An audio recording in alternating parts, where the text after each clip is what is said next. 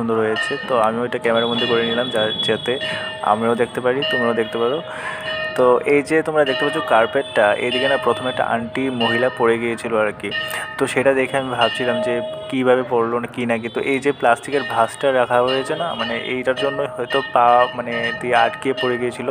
তো আমারও ভয় করছিল হাঁটতে, আমি ভাবছিলাম যদি পড়ে যায় কী না হবে, সবার সামনে একটা লজ্জিত বোধ হবে।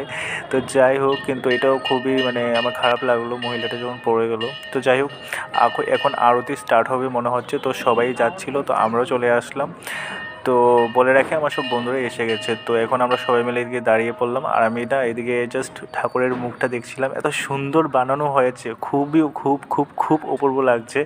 আর মন থেকে মানে আমি মানে চিৎকার করে যেমন বলতে ইচ্ছে করছিল যে জয় শ্রীরাম, জয় শ্রীরাম, জয় শ্রীরাম। মানে এরকম একটা অপূর্ব দৃশ্য মানে দেখতে পাচ্ছিলাম আমি।